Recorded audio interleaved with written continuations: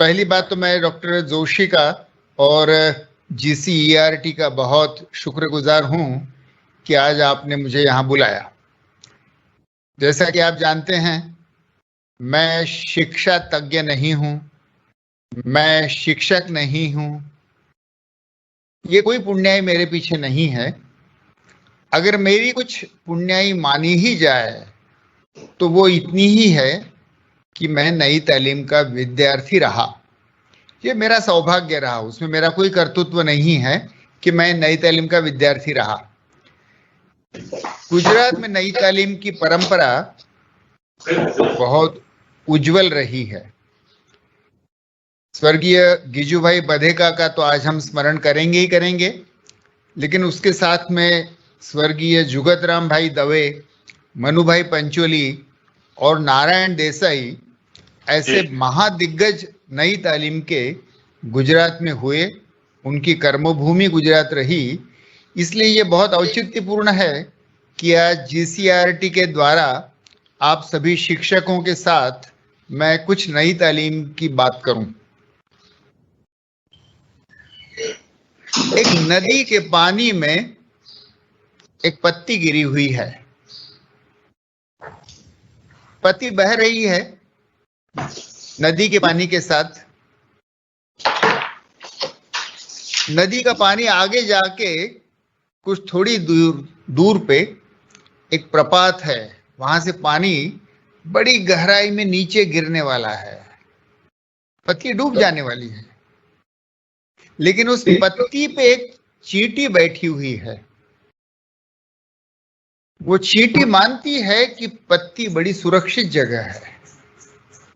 वो चींटी मानती है कि ये पत्ती तो कितना बड़ा विश्व है और कितनी सुरक्षित जगह है, लेकिन पत्ती तो पानी में बह रही है और कुछ देर के बाद नीचे गिरने वाली है।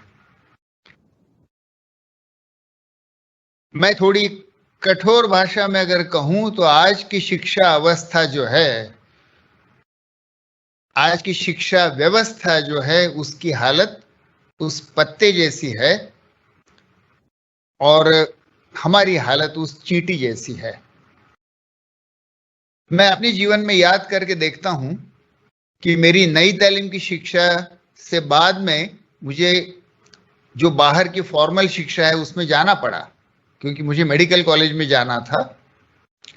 9वीं से 12वीं के 4 सालों में मुझे स्कूलों में जो पढ़ाया गया, और मैं आपको कहूंगा आप भी याद करके देखिए कि 9वीं से 12वीं ये 4 साल स्कूलों के करिकुलम में आपको जो पढ़ाया उसमें से कितना बाद में काम आया।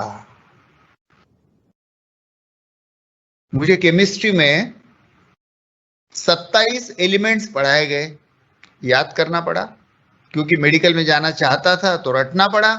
उन 27 केमिकल में से 22 केमिकल्स का मेरे जिंदगी में बाद में कभी भी मुलाकात नहीं हुई। एंटीमनी कैसे मैन्युफैक्चर, मास मैन्युफैक्चरिंग करते हैं, इसका मेरे जीवन से क्या लेना देना। सल्फ्यूरिक एसिड के मास मैन्युफैक्चरिंग की 3 मेथड्स मुझे सिखाई गई, जिंदगी में कभी मुलाकात नहीं हुई, कभी जरूरत भी नहीं पड़ी।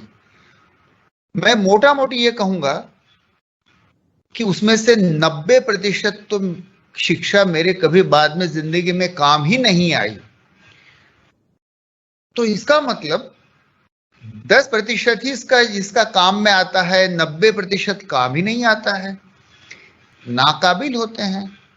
तो ये तो बड़ी शिक्षा व्यवस्था के लिए बड़ी हानिकारक ये स्थिति है। विनोबा जी ने अपने शिक्षा विचार किताब में एक बड़ा सुंदर विश्लेषण किया है। उन्होंने रोग निदान ये किया है कि आज के हमारे जीवन में होता यह है कि जीवन के पहले 20-25 साल हम सिर्फ शिक्षा लेते हैं, किसी काम से कोई हमारा वास्ता ही नहीं आता है, जीवन से भी वास्ता नहीं आता है। स्कूलों की 4 दीवारी में हम सिर्फ शिक्षा लेते हैं, ऐसा मानते हैं, और एक बार शिक्षा की डिग्री लेके बाहर जाते हैं जीवन में तो फिर शिक्षा लेना पूरा बंद कर देते हैं। तो वो कहते हैं कि जीवन को हमने ऐसे दो इसमें विभाजित कर दिया है, एयर टाइट कंपार्टमेंट्स में। पहला जो हिस्सा है वो सिर्फ निष्क्रिय शिक्षा का है, कृतिहीन शिक्षा, कर्मविहीन शिक्षा, और दूसरा जो जीवन का हिस्सा है वो निर्बुद्ध जीवन है।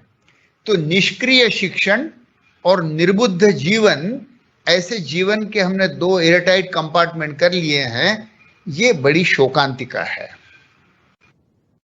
तो ऐसी अगर शिक्षा की स्थिति हो तो हमको पुनर्विचार की जरूरत है, और पुनर्विचार की जरूरत तो हम पर आ पड़ी है। इसलिए आ पड़ी है कि आप अगर कोविड के जमाने में देखेंगे तो चूंकि विद्यार्थियों का स्कूलों में, कॉलेजेस में आना संभव नहीं है, दुनिया भर में ऑनलाइन शिक्षा शुरू हुई है। ये ऑनलाइन शिक्षा ये सिद्ध करती है कि शायद ज्यादातर स्कूलों की और शिक्षकों की जरूरत ही नहीं है। अगर विद्यार्थी स्कूल में आए बगैर और कई सारे शिक्षकों के क्लास लिए बगैर ही ऑनलाइन एक ही आदमी तो भारत भर को सिखा सकता है। गुजरात का एक ही शिक्षक पूरे गुजरात के जो भी कोई 1 करोड़ विद्यार्थी हो उनको इंग्लिश सिखा सकता है। ऑनलाइन शिक्षा में तो यह संभव है। आपने अगर नाम सुना है, खान एकेडमी नाम की एक एकेडमी उपलब्ध है इंटरनेट पे। बिल गेट्स के बच्चे भी, टेडेक्स के इंटरव्यू में बिल गेट्स ने कहा है कि मेरे दोनों बच्चों को मैं मैथमेटिक्स और फिजिक्स खान एकेडमी में सिखाता हूं, जो ऑनलाइन शिक्षा चलती है।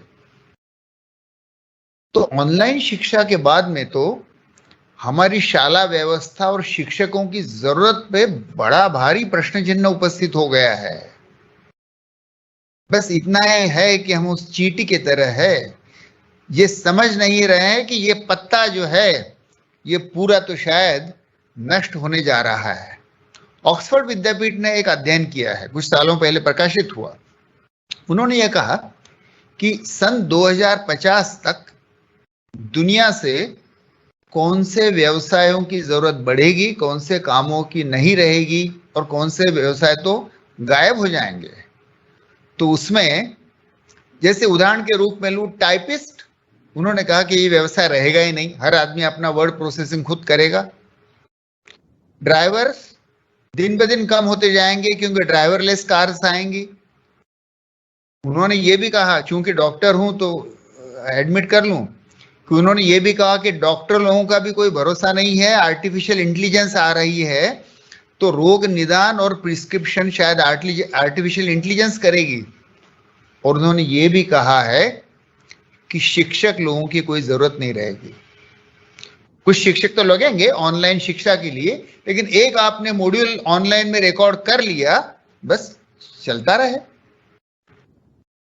तो डॉक्टर भी और शिक्षक भी और ड्राइवर भी और ऑफिस क्लर्क भी सभी उस चींटी की तरह है जो उस पत्ते पर बैठकर बह रहे हैं। इनको शायद भविष्य नहीं है, सिर्फ जानते नहीं हैं।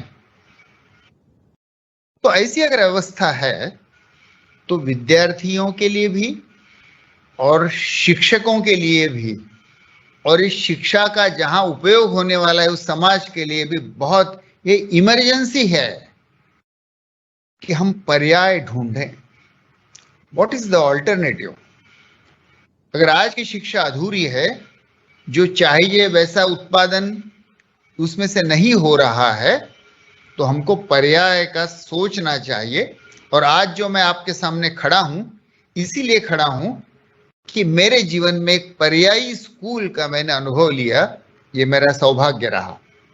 ये जो मेरी जादुई स्कूल थी, मैं मैजिक स्कूल, मेरे जीवन का 15 साल तक की उम्र तक, 9वीं कक्षा तक मैं स्कूल में या इस तरह की शिक्षा व्यवस्था में पढ़ा जिसको नई तालीम कहा जाता है। और उसमें से 4 साल तो मैं खुद सेवाग्राम की स्कूल में पढ़ा, जो स्कूल खुद महात्मा गांधी ने शुरू की थी, जिस स्कूल में महात्मा गांधी, रविंद्रनाथ टैगोर और विनोबा, इन 3 महापुरुषों की शिक्षा के बारे में विचार और पद्धतियां इसके द्वारा शिक्षा चलती थी, उस स्कूल में मैं पढ़ा। अब वो स्कूल कैसी थी इसका मैं तात्विक विवेचन करने के पहले वो स्कूल कैसी थी कुछ आपको उदाहरणों के द्वारा वर्णन करता हूं। एक जैसे हमारी 7वीं की कक्षा में हमारा स्कूल का पहले दिन गए तो वर्ष कैसे शुरू हुआ। हमको जिम्मेवारी ये दी गई कि ये स्कूल की जो हमारी बिल्डिंग है और मिट्टी की दीवारें थी, ऊपर कवेलू थे मिट्टी के, हमको ये कहा गया है कि इसकी रिपेयरी करो। तो हम स्कूल के सब बच्चों ने मिल के पहले स्कूल साफ की, दीवारें साफ की, ऊपर से कवेलू ठीक किए कि बारिश में पानी न चुए। फिर हमको कहा गया कि इसको चूने से सफेदी दो और उसको रंग भी दो, और तुम अगर चाहते हो तो दीवारों पर कुछ चित्र भी निकालो। तो एक हफ्ता तो ये कार्यक्रम चला कि अपने स्कूल की बिल्डिंग को सुधारो, संवारो, सुशोभित करो। लेकिन सोचिए कि इस एक हफ्ते में मैं क्या क्या नहीं सीख गया। उसके बाद में एक हफ्ता होने के बाद में जब अगली बार शुरू हुआ स्कूल अगले हफ्ते में, तो हमारे शिक्षक ने कहा कि वर्ग में बैठने के पहले बाहर घूमेंगे। तो हमारे विज्ञान के शिक्षक थे, हमको लेके अगले 15 दिन वो बस उस सेवाग्राम के करीबन 200 एकड़ की जगह में हमको लेके घूमे, एक एक वनस्पति से परिचय कराया। ये वनस्पति ऐसी है, इसके पत्ते ऐसे हैं, इसका लीफ में बॉटनी में क्या, इसको वेनेशन कैसा है, इसका अपेक्स कैसा है, इसकी एजेस कैसी हैं, इस वनस्पति का स्टेम कैसा है, इसका फूल कैसा है, इसका फल कैसा है, इसको जिसको बाद में मुझे पता चला कि बॉटनी में मॉर्फोलॉजी कहा जाता है, वो पूरी मॉर्फोलॉजी वनस्पति विज्ञान हमारे इर्द गिर्द के 200 एकड़ में साक्षात उपस्थित था। वो विज्ञान तो निसर्ग में उपस्थित था, लेकिन अगर शिक्षक क्लासरूम में बैठा के विद्यार्थियों को रटने लगाए कि वनस्पति के ये प्रकार होते हैं, तो वो निर्जीव शिक्षा बन जाएगी। हमारे शिक्षक ने हमको क्लासरूम से बाहर निकाला और जहां ये वनस्पतियां साक्षात थी वहीं पे 15 दिन घुमाया, उसका पूरा दर्शन कराया। ये वनस्पति विज्ञान और मॉर्फोलॉजी मैं इस जिंदा ढंग से सीखा कि आपको कहूं, कोई बड़ाई नहीं करना चाहता हूं, लेकिन बाद में जब जिसको आज 12th कहते हैं, हमारे समय उसको इंटर साइंस कहा करते थे। मेडिकल में जाने के पहले इंटर साइंस में मुझे विद्यापीठ में डिस्टिंक्शन मिला बॉटनी में। बॉटनी में डिस्टिंक्शन इसलिए मिला, आज तो बड़ा आसान हो गया, उन दिनों में बॉटनी डिस्टिंक्शन बहुत कम मिलते थे। इसका पूरा का पूरा श्रेय मैंने मेरे प्रिंसिपल को कहा कि सर, इसका श्रेय इसलिए है कि बॉटनी में मेरे नई तालीम विद्यालय में मेरे इर्द गिर्द के 200 एकड़ के जंगल में और खेत में सीखा। वनस्पति विज्ञान साक्षात मैंने मेरे परिसर में देखा, जीवन में देखा। फिर हमारे स्कूल में यह कहा गया कि हर रोज 3 घंटा कुछ काम करना है, सिर्फ बेकार बैठ के खाना तो नहीं मिलेगा, हर रोज काम करना आवश्यक है हर एक को। हमको 3 घंटा कुछ ना कुछ काम करना पड़ता था। तो जब मैं 8वीं कक्षा में था तो मुझे कहा गया कि तुमको हम खेती का एक प्लॉट देते हैं। तो मुझे खेती का छोटा प्लॉट दिया गया, मेरी उम्र के मुताबिक आकार का ही था, करीबन 50 फीट बाय 30 फीट ऐसा कुछ आकार का होगा। और मुझे यह कहा गया कि देखो, इस खेती का नियोजन तुमको करना है, इसमें क्या बोना है तुमको तय करना है, उसकी बीजें भी जो भी लाना है तुमको ही लगाना है, इस पेड़ों को तुमको ही सींचना है, इसका फल भी तुमको ही निकालना है और उसका इस्तेमाल भी तुमको ही करना है। तो 2 साल हर रोज 3 घंटा मैं खेती के उस प्लॉट में काम करता था। अब एक उदाहरण के रूप में कहूं, पहले साल मैंने सोचा कि क्या लगाया जाए, तो मैंने इर्द गिर्द के औरतों को पूछा कि आपको जरूरत किस चीज की ज्यादा पड़ती है। तो कुछ औरतों ने मुझे कहा हमको बैंगन की सब्जी चाहिए। तो मैंने सोचा कि मेरे प्लॉट में बैंगन लगाऊंगा, इसकी जरूरत है, बैंगन लगाए। अब बैंगन लगाए लेकिन मेरे पेड़ बैंगन के बढ़े नहीं, या तो वो अपनी गति से बढ़ रहे थे, मुझे बहुत जल्दी हो रही थी। तो मैंने हमारे शिक्षक को पूछा मेरे बैंगन के पेड़ बढ़ नहीं रहे, क्या करूं? तो उन्होंने कहा किसानों को पूछो। तो मैं किसानों के पास गया, किसानों ने मुझे कहा कि देखो भाई वो खाद देनी पड़ती है तब पेड़ बढ़ते हैं, खाद तो महंगी मिलती है, तो खाद में क्या होता है? तो शिक्षक ने कहा जाओ पढ़ो। तो पढ़ा, नाइट्रोजन होता है। ये नाइट्रोजन कहाँ मिलता है? तो पढ़ो, पढ़ा तो पता चला कि यूरिन में होता है। तो पड़ोस में गौशाला थी, तो मैं गौशाला से बकेट बकेट भर के गोमूत्र ले जाकर मेरे बैंगन के पेड़ों को दिया करता था। शरीर श्रम तो हुआ ही हुआ, लेकिन मेरे बैंगन के पेड़ 8 फीट ऊंचाई के हो गए। मेरी ऊंचाई उस समय थी 4 फीट और मेरे बैंगन के पेड़ थे 8 फीट। उनके बीच में से जब मैं चलता था तो मुझे लगता था मैं जंगल में चल रहा हूं और ये ऊंचे ऊंचे बैंगन के पेड़ है। और मेरे बैंगन के पेड़ को जब बैंगन लगे तो अब मुझे नहीं पता कि ये मेरे इस गोमूत्र का या नाइट्रोजन का परिणाम था या और किसी चीज का था, लेकिन बड़े बड़े बैंगन लगे, इतने बड़े, विश्वास नहीं होगा आपका, लेकिन ये गिनी चुनी बात कह रहा हूं कि एक बैंगन मेरा 1.25 किलो का हुआ। सबसे बड़ा बैंगन 1.25 किलो का हुआ। तो कोई खरीदे नहीं, बाजार में ले गया बेचने के लिए, मार्केटिंग की भी जिम्मेवारी हमारी थी, बाजार में बेचने ले गया, कोई खरीदे नहीं। लोग कहेंगे भाई ये 1.25 किलो का बैंगन खरीदेंगे तो हफ्ता भर तो घर में सिर्फ बैंगन ही बैंगन खाना पड़ेगा, तो कौन खाएगा? तो आखिर वापिस आया, हमारे मेस में उसको पकाया गया सामूहिक रसोड़े में। तो इस एक बैंगन की खेती में मैं खेती करना सीखा, केमिस्ट्री सीखा, गौशाला सीखा, मैं वनस्पति शास्त्र सीखा और मैं मार्केटिंग भी सीखा। और ये सब कुछ बिना किसी के सिखाए सीख गया। किसी ने क्लासरूम में ब्लैक बोर्ड पे मेरा क्लास नहीं लिया कि नाइट्रोजन क्या होता है और वनस्पति कैसे बढ़ती है, लेकिन करते गया, पढ़ते गया, पूछते गया, प्रयोग करते गया और सीखते गया। बिना समझे, बिना पता चले शिक्षा हो गई। अगले साल हमको कहा गया कि तुमको रसोई में काम करना है। खेती में तो पकाओगे, उगाओगे, लेकिन पकाना भी आना चाहिए। तो हमारे स्कूल की जो रसोई थी, रसोई घर था, उसमें मेरी ड्यूटी लगी। हम 8 लोगों की टोली। हमको कहा गया कि देखो भाई 40 लोग खाना खाते हैं, इतना इतना बजट है, हमारे स्कूल का बजट बहुत कम था। इतने बजट में तुमको खाने का प्लानिंग भी करना है कि क्या क्या खिलाना है, वो आहार के दृष्टि से अच्छा होना चाहिए, वो अर्थशास्त्र की दृष्टि से बजट में बैठना चाहिए और लोगों को पसंद भी आना चाहिए। तो करो, प्लान करो। हम बैठ के प्लान करें। अक्सर वहां पे लोग ज्वार की रोटी और दाल और सब्जी खाते थे। उसमें आहार की दृष्टि से क्या होता है, तो हमने देखा अरे इसमें कार्बोहाइड्रेट, प्रोटीन तो मिल जा रहा है, लेकिन विटामिन ए नहीं मिल रहा है।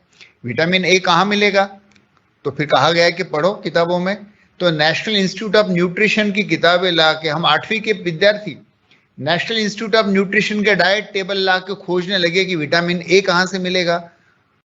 घी में है, बहुत महंगा है, मक्खन में है, बहुत महंगा है, सस्ता विटामिन ए चाहिए। तो हमने ढूंढ निकाला कि जो कोरिएंडर होता है, उसको क्या कहते हैं हिंदी में, मैं याद आ रहा है, कोरिएंडर, उसकी पत्ती में बहुत विटामिन ए होता है। 100 ग्राम में 10,600 यूनिट विटामिन होता है। और ये कढ़ी पत्ता जो होता है, कढ़ी में डालते हैं स्वाद के लिए, उसके 100 ग्राम में 12,000 यूनिट विटामिन ए होता है। तो वहां से हमने विटामिन ए लाया, आहार बनाया, खिलाया। गलतियां हुई, कभी तो हमारी चपाती जो थी जल जाती थी, कभी हमारी सब्जी में नमक कम ज्यादा होता था, लेकिन धीरे धीरे रसोई भी सीखे, परोसना भी सीखे, आहार शास्त्र भी सीखे, न्यूट्रिशन भी सीखे। और खाना सबको परोसने के बाद में रात को हम बर्तन भी साफ करते थे और बर्तन साफ करके आज क्या गलती हुई, कल क्या गलती नहीं करेंगे, इसका प्लानिंग करते थे। कोई एक सेना की टीम जैसे काम करती है, वैसे हम रसोई घर संभालते थे। आपको कहूं मैं कि वहां जो मैं आहार शास्त्र सीखा, खुद रसोई करते करते, खेती में से ये चीजें लाते लाते या बाजार में से लाते लाते जो आहार शास्त्र भी सीखा, अर्थशास्त्र भी सीखा, बाद में डॉक्टर हुआ, एमबीबीएस हुआ, मेडिसिन में एमडी किया, अमेरिका में मैं पब्लिक हेल्थ सीखा। ये तारीफ के लिए नहीं कह रहा हूं, इसलिए कह रहा हूं कि ये दुनिया भर की पूरी मेडिकल और पब्लिक हेल्थ उच्च शिक्षा में न्यूट्रिशन मैं वो नहीं सीखा जो इस 8वीं और 9वीं की कक्षा में उस रसोई घर में काम करते करते सीखा। और इसमें मैं कोई अतिशयोक्ति नहीं कर रहा हूं। इसीलिए मुझे आज करीबन 55 साल के बाद में भी वो 10,600 यूनिट और 12,000 यूनिट विटामिन ए कहां से याद है, क्योंकि खुद किया, खुद जिया और खुद खाया। तो शिक्षा का ये जो तरीका था कि जीवन की जो अलग अलग जिम्मेवारियां होती हैं वो विद्यार्थी को दी जाती थी और विद्यार्थी वो जिम्मेवारियां करते करते करते उसको सीखने का मौका भी निर्माण किया जाता था। ऐसा नहीं कि सिर्फ काम करो। मजदूर में और नई तालीम के विद्यार्थी में फर्क ये था कि विद्यार्थी को उसके साथ साथ ज्ञान भी मिलता था, प्रश्न भी पूछते थे हम, ज्ञान भी मिलता था और काम भी करते थे। तो तीनों चीजें एक साथ साथ घटित होती थी। उस वर्ष में रविंद्रनाथ टैगोर की जन्म शताब्दी थी। मुझे लगता है कि 1960 या 61 ऐसा कोई वर्ष था, जन्म शताब्दी थी। तो हमारे स्कूल ने किया क्या, सब क्लासेस बंद, अगला 15 दिन हम लोग सिर्फ रविंद्र उत्सव करेंगे और अलग अलग विद्यार्थियों की जिम्मेवारी दी गई। तुम रविंद्र चित्रकला को अध्ययन करो, तुम रविंद्र संगीत को अध्ययन करो, तुम रविंद्र के नाटक, तुम रविंद्र के उपन्यास, तुम रविंद्र की कथाएं, तुम रविंद्र की चित्रकला। अरे 15 दिन तो हमारे यहाँ सिर्फ रविंद्र उत्सव चला। और आपको कहता हूं, रविंद्रनाथ इतने महान कलाकार थे कि कला की हर शाखा को उन्होंने स्पर्श किया है और उसमें बहुत क्रिएटिव कंट्रीब्यूशन किया है। तो उसमें मैं संगीत भी सीखा, उसमें मैं चित्रकला भी सीखा, बंगाली साहित्य भी पढ़ा, और रविंद्रनाथ पढ़ा तो फिर शरतचंद्र भी पढ़ लिया, बंकिम भी पढ़ लिया, बंगाली भाषा भी थोड़ी थोड़ी सीखा।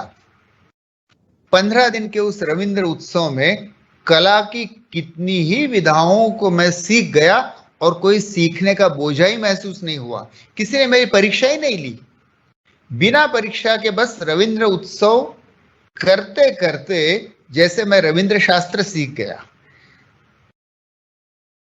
लेकिन गांधी की स्कूल थी तो बड़ी अजीब थी। इस मायने में अजीब थी कि यहां सिर्फ संगीत और कला ही नहीं थी, जैसे मैंने कहा खेती में काम भी था।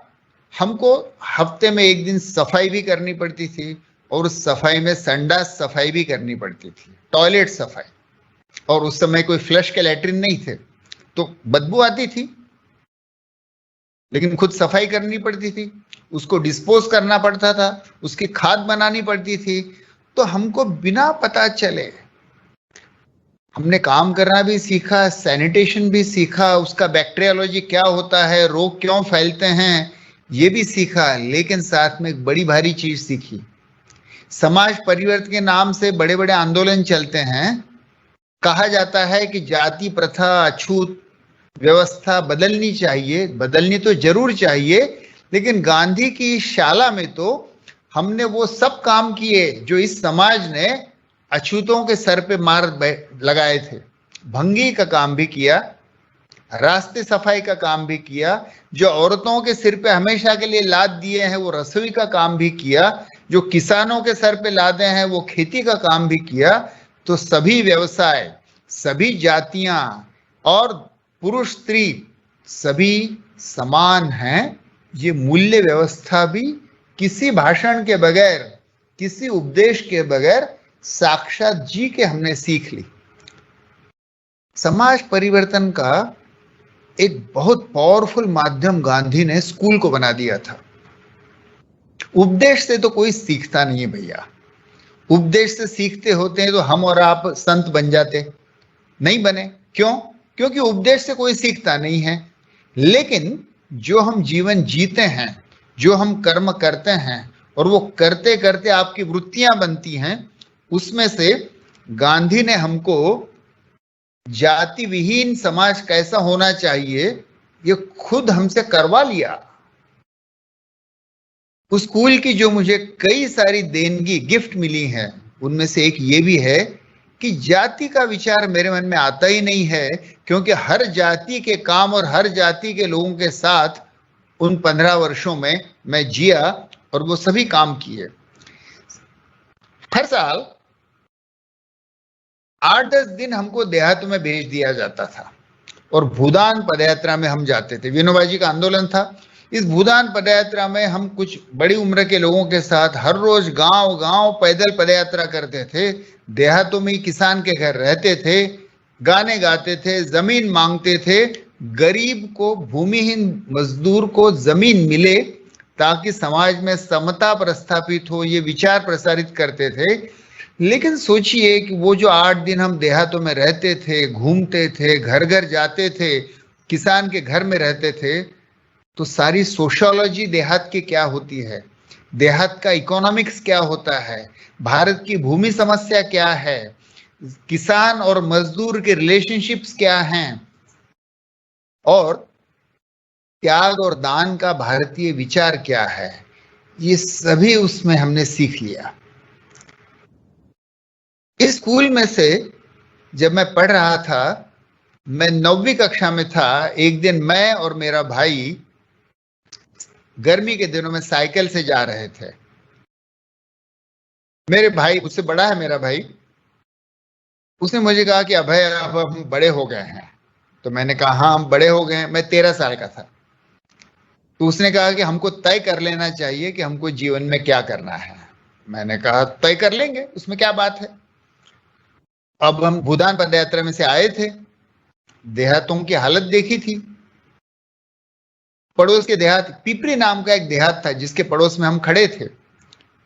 देहात में किसान की हालत खराब थी, दुबले, खेतों की हालत खराब थी। और वो वर्ष जो था 1964 का वर्ष था। भारत में उन दिनों बहुत अन्न का दुर्भिक्ष था। अमेरिका से हम अनाज लाते थे और वो कंट्रोल की दुकानों में से देहातों में दिया जाता था, और भारत की जनता आधी भूखी इस ढंग से जीती थी। तो हम दोनों ने सोचा कि भारत के देहातों की बड़ी समस्या है, खेती सुधार की जरूरत है और स्वास्थ्य सुधार की जरूरत है। लोग भूखे हैं, लोग बीमार हैं, क्या किया जाए। तो खेती सुधारनी है, स्वास्थ्य सुधारना है। बड़े भाई थे, 4 साल बड़े थे मुझसे। उसने कहा कि अच्छा मैं खेती सुधारता हूं। तो भाई ने जब खेती सुधार की जिम्मेवारी ले ली तो मेरे जिम्मे, मेरे चाहे बगैर मेरे जिम्मे भारत के देहातों का स्वास्थ्य सुधारूंगा, ये जिम्मेवारी मेरी ओर आई। मित्रों 13 साल का था, कुछ अकल नहीं थी। कितना भारी निर्णय ले रहा हूं इसका कोई एहसास कैसे हो सकता है। 13 साल के बच्चे को क्या समझेगा। लेकिन इसकी महत्ता समझे बगैर ही 13 साल की उम्र में मेरे जीवन का मुझे हेतु मिल गया। मैंने तय किया कि भारत के देहातों का स्वास्थ्य सुधारने का काम मैं जिंदगी भर करूंगा, और आगे वही किया। उस दिन जैसे हम 2 भाइयों ने आपस में ट्रिस्ट विद डेस्टिनी कर डाला, नियति के साथ जैसे हमने एक वादा कर दिया कि भारत के देहातों की खेती सुधारेंगे, और मेरे भाई ने वही किया, आज भी वही करते हैं। प्रोफेसर स्वामीनाथन के वो विद्यार्थी रहे, एमएससी किया उन्होंने कृषि में, और विदर्भ के जो किसान हैं, आत्महत्याग्रस्त किसान हैं, उनमें खेती सुधार का काम करते हैं। और मैं पिछले 40 सालों से देहातों में, आदिवासी इलाकों में स्वास्थ्य सुधार करने की कोशिश करता हूं। हम दोनों बच्चों के जिंदगी के लिए मकसद मिल गया। जब पीछे मुड़ के देखता हूं कि मकसद कहां से मिला। जीवन में देखिए इंफॉर्मेशन तो बहुत मिल जाती है, किताबों में मिलती है, इंटरनेट पे मिलती है, कुछ कुशलता भी मिल जाती है। मिलता वो नहीं है कि जिंदगी किस चीज के लिए जीना है, द पर्पस ऑफ लाइफ, ये नहीं मिलता है। हमारे नई तालीम स्कूल ने हमको ये तीनों ही एक साथ दे दिए। ज्ञान भी दिया, कौशल्य भी दिया और जीवन के लिए पर्पस भी दे दिया, तो मेरे जीवन का पूरा धन्यता इस नई तालीम स्कूल में हो गई। गांधी ने और बाद में इसको विकसित विनोबा जी ने किया, कई लोगों ने किया, मैंने तो गुजरात के कुछ महान लोगों का जिक्र भी किया। तो इस नई तालीम की जो शिक्षा थी उसका शास्त्र क्या था? नई तालीम का शास्त्र जो था, कुछ मोटे मोटे तौर पे कहूंगा, कुछ तो आपने भी जाना ही होगा, कई बार नई तालीम की किताब में आता है, लेकिन कुछ जो मेरा इंटरप्रिटेशन है वो भी आपको बताऊंगा। तो ये सभी मानते हैं कि नई तालीम की शिक्षा ये हेड, हार्ट और हैंड तीनों की शिक्षा होनी चाहिए। अक्सर आज हमारी जो शिक्षा व्यवस्था है उसमें सिर्फ दिमागी शिक्षा का ट्रेनिंग मिलता है। हम इंफॉर्मेशन पढ़ते हैं, इंफॉर्मेशन को ही उगलते हैं परीक्षा में और उसी को ज्ञान मानते हैं। इसमें हेड का तो ट्रेनिंग कुछ हद तक जरूर होता है, लेकिन अधूरा सा होता है। लेकिन हैंड्स का ट्रेनिंग तो हमको करीबन मिलता ही नहीं है शिक्षा में।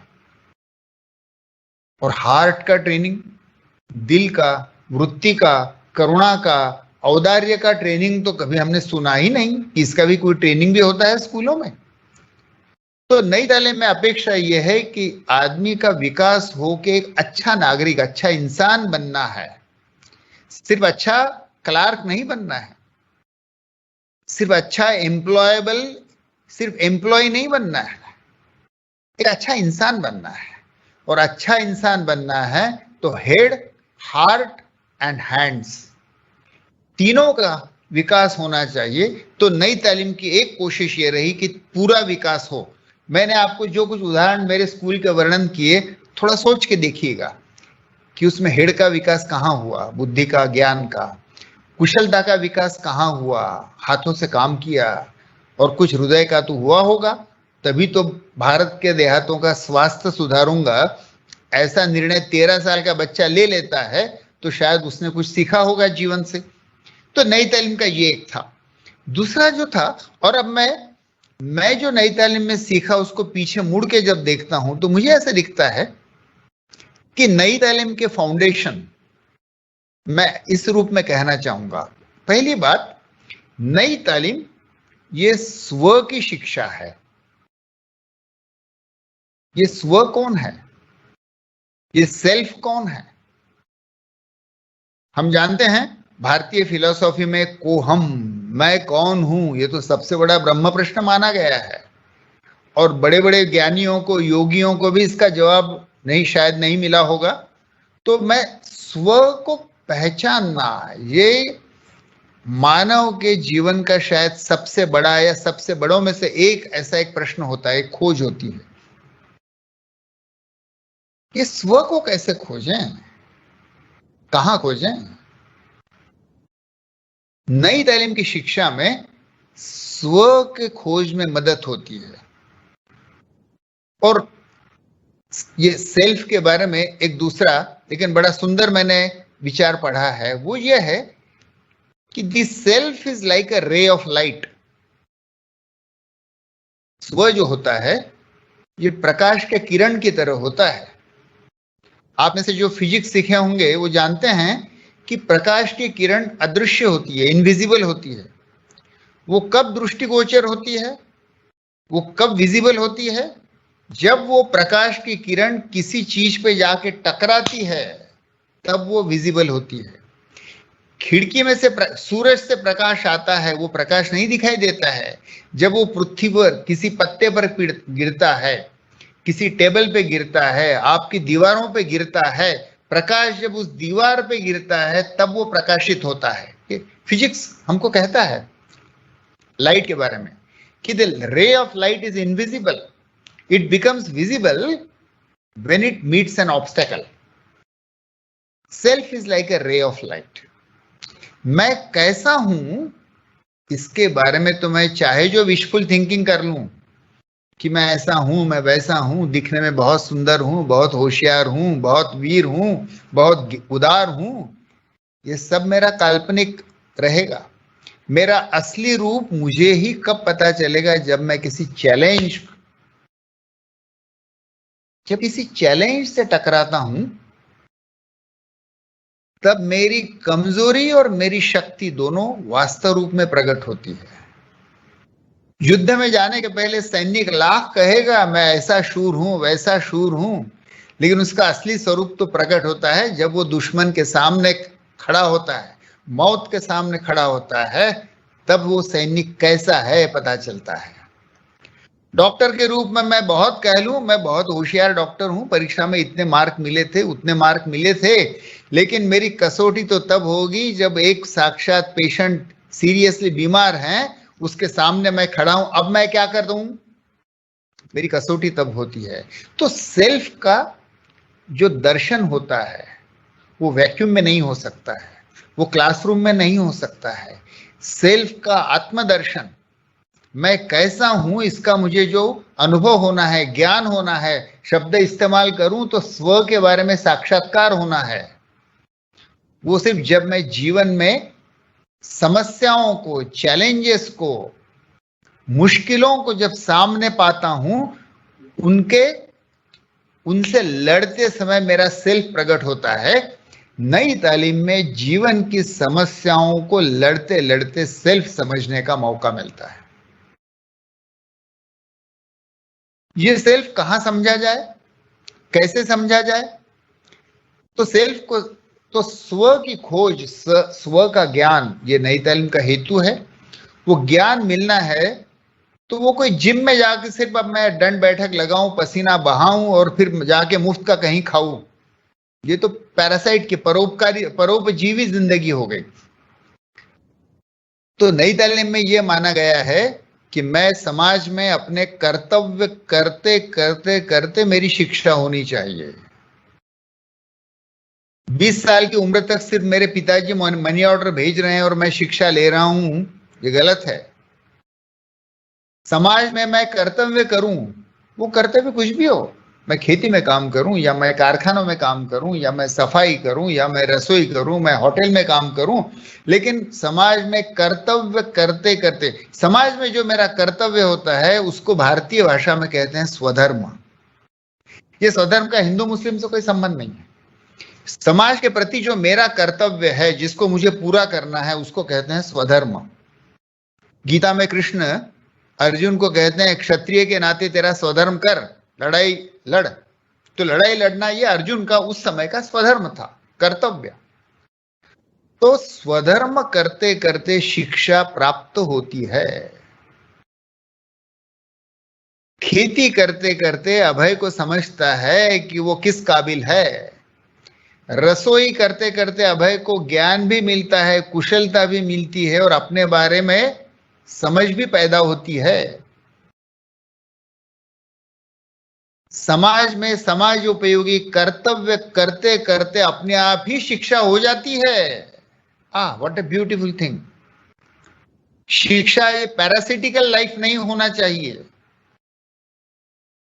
समाज उपयोगी होना चाहिए। अब 5 साल की उम्र तक ठीक है काम नहीं करेंगे, शायद 8 साल तक नहीं करेंगे, लेकिन उम्र किसी न किसी अवस्था में अगर हम काम ही शुरू नहीं करेंगे तो हम सिर्फ पैरासिटिक प्रिंसली एक जनरेशन पैदा करेंगे जो काम करना ही नहीं जानती है। फिर हम रोते हैं, पालक के नाते रोते हैं या नेता के नाते रोते हैं कि नई पीढ़ी ऐसी निकल रही है जो किसी काम के काबिल ही नहीं। अरे आपने ही पैदा की, आपने उसको कुछ काम नहीं करने दिया, आपने पालक के नाते उसको कहा बेटा पढ़ाई कर, घर में कुछ भी काम मत कर, बस तेरा एक ही काम है, तू रट रट रट पढ़ाई कर, कोचिंग क्लासेस कर, परीक्षा में मार्क मिलने चाहिए। हमने उसको बेकाम किया और फिर हम रोते हैं। तो जीवन में अपने कर्तव्य की शुरुआत 8-10 साल की उम्र में तो शुरू हो जानी चाहिए। कर्तव्य छोटे रहेंगे, हल्के रहेंगे, आसान रहेंगे, उत्तरोत्तर बढ़ते जाएंगे। शायद 8 साल की उम्र में मैं सिर्फ कमरा झाड़ूंगा, 9 साल की उम्र में मैं शायद अगली स्टेप का कुछ काम करूंगा, 16 साल का होऊंगा तब शायद मैं बिल्डिंग की रिपेयर ही करूंगा। लेकिन ये सब कर्तव्य कर्म करते करते करते शिक्षा होनी चाहिए। तो स्वधर्म करते करते शिक्षा होनी चाहिए, परोपजीवी शिक्षा नहीं होनी चाहिए। ये स्वधर्म मैं कहां करूं? आज डिग्री मिलने के बाद में अक्सर सभी लोगों को इंटर्नशिप के लिए कहीं जाना पड़ता है, ढूंढते हैं और मुझे बड़े बड़े इंस्टीट्यूट के लोग डायरेक्टर लिखते हैं कि हमारे विद्यार्थियों को डिग्री तो मिल गई लेकिन काम करना कुछ भी नहीं आता है, तो उनको इंटर्नशिप के लिए आपके पास भेजे, मौका ढूंढते हैं कि इनको अब काम करने कहाँ मौका दे। नई तालीम में ये नहीं होता है। आप जहां भी रहते हैं वहीं पे आपका कर्तव्य होना चाहिए। आप जहां रहते हैं उसको भारतीय भाषा में या गांधी की भाषा में कहते हैं स्वदेश। स्व का देश, देश का मतलब है स्थान। आप जहां पर भी हैं वो आपका स्वदेश है। मैं गढ़चिरौली में हूं, गढ़चिरौली मेरा स्वदेश है। आप गुजरात के किसी देहात में होंगे, किसी गांव में होंगे, शहर में होंगे, वो आपका स्वदेश है। वहां का जो समाज है वो आपका समाज है। मैं स्वदेश में जहां पर भी मैं हूं वहीं पे मैं कर्तव्य कर सकता हूं। मैं रहूंगा गढ़चिरौली में और ख्वाब देखूंगा कि मैं इथियोपिया में सेवा करूंगा या अलास्का में सेवा करूंगा तो कुछ नहीं होगा, सिर्फ इच्छा चिंतन होगा। तो मैं जहां पर हूं वो मेरा स्वदेश है। स्वदेश में लोगों की जो जरूरतें हैं वो मेरा स्वधर्म है, और स्वधर्म करते करते जो मुझे मिलता है उसको कहते हैं नई तालीम की शिक्षा। इसमें स्वावलंबन भी होना चाहिए, तो वो तो हमने जिक्र कर लिया। इसमें सहयोग भी होना चाहिए क्योंकि मुझे औरों के साथ मिलके ही काम करना पड़ता है, फिर वो रसोई हो या बैंगन की खेती हो, सहयोग तो करना ही पड़ता है। स्वावलंबन तो होता ही है और उसके साथ साथ स्वाध्याय भी करना होता है। तो अब हम थोड़ा इस बाद में वापस आके व्याख्या कर सकते हैं। अच्छा जी, तो हम यहाँ तक आए थे जी, कि नई तालीम क्या है, और अब आखिर में अगर उसकी व्याख्या करूं तो फिर ये होगा कि स्वदेश में, समाज में अपना कर्तव्य यानी स्वधर्म करते करते और स्वावलंबन से, सहयोग से जीते जीते जी, जो स्व के बारे में शिक्षा होती है उसको नई तालीम कहते हैं। वाह, विनोबा ने बड़ा सुंदर कहा है कि शिक्षा दी नहीं जा सकती, शिक्षा ली नहीं जा सकती। वाह, शिक्षकों के लिए बड़ा महत्व का ये विचार है। हम समझते हैं कोई शिक्षा कोई चीज है, शिक्षक उसको ट्रांसफर करेगा विद्यार्थियों को, फिर विद्यार्थी लेंगे। तो विनोबा कहते हैं कि शिक्षा दी नहीं जा सकती, शिक्षा ली नहीं जा सकती, शिक्षा सिर्फ घटित होती है, इट हैपन।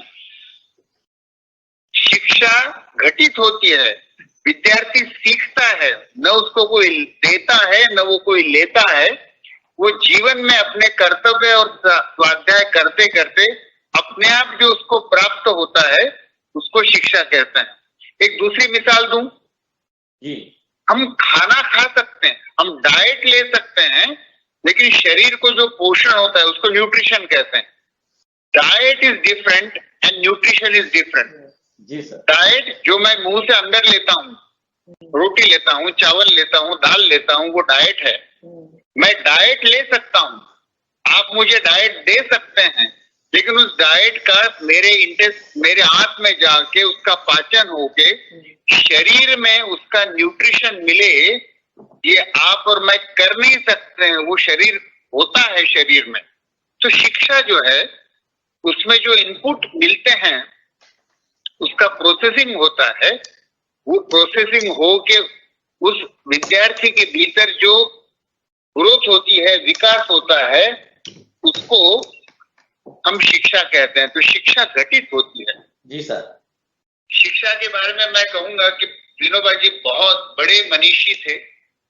शायद हम उनको शिक्षाविद के रूप में नहीं जानते हैं, संत के रूप में, ज्ञानी के रूप में जानते हैं, लेकिन उनकी शिक्षा विचार, शिक्षण विचार नाम की एक बड़ी सुंदर किताब है सर।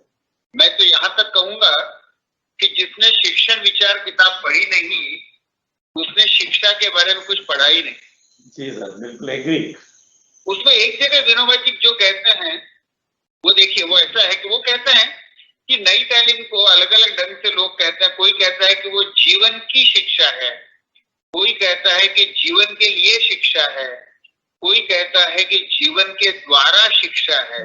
विनोबा जी कहते हैं ये सभी मुझे नामंजूर इसलिए है कि इसमें अभी भी द्वैत कल्पित है। जीवन अलग है, शिक्षण अलग है, जीवन के लिए शिक्षा, जीवन की शिक्षा, अभी भी अलग अलग ही है। और फिर आगे विनोबा जी कहते हैं कि ये सभी द्वैत मुझे नामंजूर हैं, जीवन यही शिक्षण है। This is a revolutionary thought. मेरी छोटी सी समझ में मैंने इससे ज्यादा क्रांतिकारी वक्तव्य शिक्षा के बारे में न पढ़ा है न सुना है कि जीवन ही शिक्षा है। जीवन से अलग कोई शिक्षा होती ही नहीं। शिक्षा ही जीवन की प्रिपरेटरी फेज नहीं है, जीवन ही शिक्षा है। जीवन जीते जीते जो प्राप्त होता है उसको शिक्षा कहते हैं। जी सर। गांधी जी ने ये स्कूल तो खड़ी की जिसमें मैं पढ़ा, लेकिन गांधी जी ने आगे बड़ा क्रांतिकारी आदमी था। ये गांधी जी ने स्कूल नई तालीम सेवाग्राम की खड़ी की, लेकिन वो खड़ी हुई उसके कुछ ही वर्षों में गांधी की कल्पना और आगे चली गई। और कल्पना क्या? वो कल्पना ये थी कि ये स्कूल भी न रहे।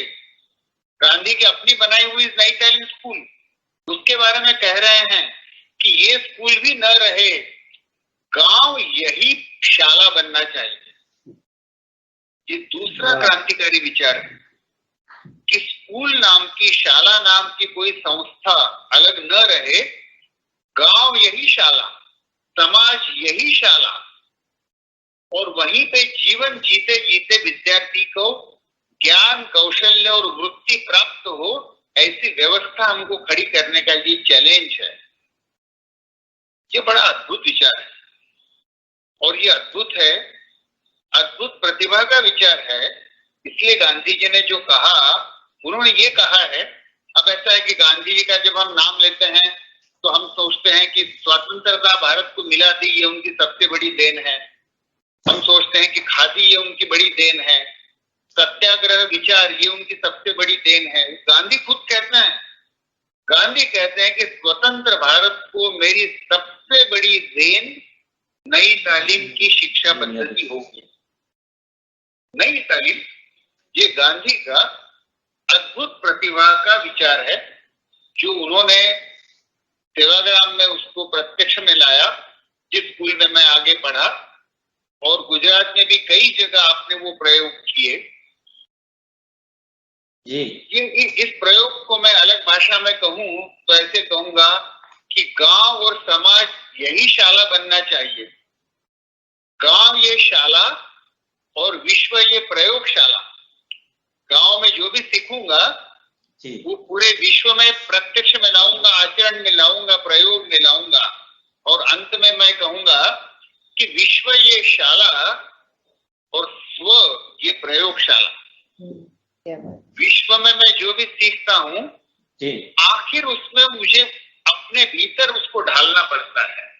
अपना आप मैं घटित होता हूँ, उसका रियली प्रोसेसिंग तो मुझे मेरे भीतर ही करना पड़ता है। तो विश्व ये शाला है, पूरे विश्व में जीते जीते मेरी शिक्षा होती है और मेरे अपने भीतर मैं उसको प्रयोग करता हूँ। विश्व यह शाला और स्व ये प्रयोगशाला। तो मेरे शिक्षक मित्रों, कल्पना करिए कि आज की जो हमारी शालाएं हैं ये मास प्रोडक्शन फैक्ट्री मॉडल है। जिसे कारखाने में एक मोल्ड बना दिया जाता है और उसी ढांचे में 100, 1000, लाख उसके बाद आवृत्ति निकलती, उसकी कॉपीज निकलती हैं। हमने शिक्षा को ऐसे ही मान लिया है। इंडस्ट्रियल कल्चर का हम पे इतना असर हुआ कि हमने स्कूलों को, शिक्षा को विद्यार्थियों के मास प्रोडक्शन के औद्योगिक यंत्र ऐसा मान लिया है।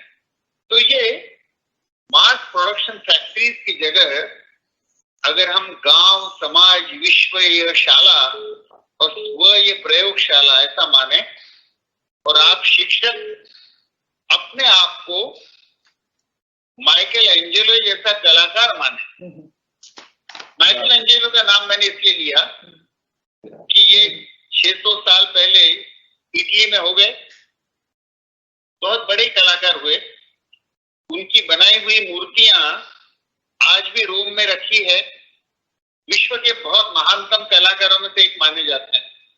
माइकल एंजेलो ने एक बार ये कहा कि पत्थर से मैं मूर्ति बनाता नहीं हूं, वो मूर्ति तो पत्थर में पहले से ही थी, मैंने सिर्फ पत्थर का अनावश्यक भाग छील के निकाल दिया, जो मूर्ति थी पहले वहां से वो सिर्फ प्रकट हुई। विद्यार्थी उसमें स्व की मूर्ति, ईश्वर का बनाया हुआ एक इंसान वो पहले से ही है, आप उसे पैदा नहीं करते, वो तो पहले ही वहां होता है, उपस्थित होता है। आप सिर्फ अनावश्यक हिस्सा निकाल देते हैं तो पत्थर में जो पहले से ही मूर्ति थी वो प्रकट होती है। तो शिक्षक जो है वो माइकल एंजेलो जैसा महान कलाकार है। ऐसी शाला, ऐसा शिक्षक और ऐसा शिक्षण क्या सुंदर होगा मेरे मित्रों जी। ऐसी शिक्षा बनाने का एक बड़ा चैलेंज हमारे सामने है। इस पत्ते पर बैठी हुई चींटी बनने रहने में कोई समाधान नहीं है। हमको वहां से उड़ के ये गांधी के सपने की जो शिक्षा है उस नई तलीम शिक्षा को फिर से वास्तव में लाना, आचरण में लाना, ये बड़ा भारी प्रयोग भी होगा और बड़ा सुंदर अनुभव होगा। ये प्रयोग फिर से घटित हो, इसके लिए मेरी गुजरात को शुभकामनाएं। नमस्ते सर, धन्यवाद। हम एक और किस्सा सुनने चाहते हैं। आप मैथ्स कैसे पढ़े? क्या कहा? मैथमेटिक्स कैसे पढ़े? अच्छा, एक सिर्फ उदाहरण के तौर पे देता हूँ। अब मैथमेटिक्स को अलग अलग ढंग से सिखाया गया, लेकिन एक उदाहरण देता हूँ सर। कि जो मैंने गौशाला का जिक्र किया, उस गौशाला में मैं काम करता था। जी सर। तो मुझे मेरे शिक्षक ने ये कहा कि देखो अभय, हमारी गायों को पानी पीने के लिए हमको एक टांका बनाना है, हौज बनाना है जी। तो चलो इस हौज को बनाओ। तो फिर गाय पानी कितना पीती है, फिर कुछ एवरेज निकाला कि समझिए गाय दिन में 20 लीटर पानी पीती है और हमारी गौशाला में गायें कितनी है, 50 है, तो 1000 लीटर का हमको टांका चाहिए, हौज चाहिए। अब 1000 लीटर का हौज बनाना है तो ईंटें कितनी लगेंगी जी। अब देखिए ये बड़ा इंट्रिकेट सवाल है। ईंट जो होती है, आप हौज को पूरा ईंट से भर नहीं देते, इट्स नॉट अ क्यूब। ईंट जो है, ईंटें जो है वो सरफेस ऑफ द क्यूब है। अगर हौज को हम क्यूब मानते हैं तो ईंटों से हम उसका सरफेस बनाते हैं, दीवारें बनाते हैं। तो फिर क्यूब के सरफेस एरिया को कैसे गिना जाएगा और फिर उस क्यूब को लिए कितनी ईंटें लगेंगी, एक ईंट का कितना एरिया होता है, इस ढंग से हिसाब निकालना पड़ा मुझे। तो उसमें अरिथमेटिक भी सीखा गया, थोड़ा सा भूमिति भी सीखा, और जो काम करने वाला कारीगर था, बनाया तो नहीं मैंने असिस्ट किया, लेकिन उसके साथ में ईंटें रच के हमने वो हौज बनाया और 50 गायों के लिए पानी पीने की व्यवस्था पैदा की। तो उस व्यवस्था, उस हौज को बनाते बनाते मैं गणित की कई सारी कल्पनाएं भी सीख गया।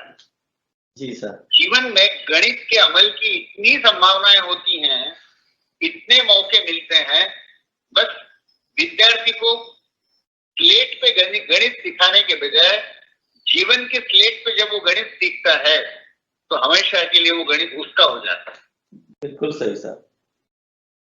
तो बच्चों को ज्ञान का सर्जन बनाने का, निर्माता बनाने का मौका देना चाहिए, नहीं कि उपभोक्ता।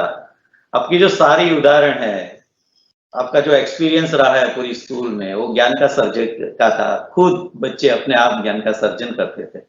जो नेशनल करिकुलम फ्रेमवर्क है या तो राष्ट्रीय शिक्षण नीति, सब में वही बोला जाता है, लेकिन कैसे करना, वो उदाहरण आपने बहुत अच्छे से मेरी जादूशाला में भी पेश किया है। आज वो रूबरू सुनने का सौभाग्य हमको प्राप्त हुआ। आपके पास थे तो सर हमको तुकाराम की अभंग भी सुनना ही है, वो भी भैरवी में सुनिए, लेकिन भैरवी का टाइम नहीं है। लेकिन सेवाग्राम से शोधग्राम भी आपके पास सुनने का बहुत कंठा है। आप जब भी बताएंगे तब फिर से कभी टीचर के साथ, उनके भी बहुत सारे कल्चर को समझने की बात है सर, वो मेरे लिए बहुत मायने रखते हैं। तो जी सर, बड़े आनंद से जब कभी आगे मौका मिले तो सेवाग्राम से शोधग्राम की भी बात करेंगे। लेकिन आज आपने गिजूभाई बधेगा की जन्म तिथि के पुण्य स्मरण में ये मौका दिया, इसके लिए बहुत धन्यवाद। जी सर, मैं आपकी विदाई लेता हूँ।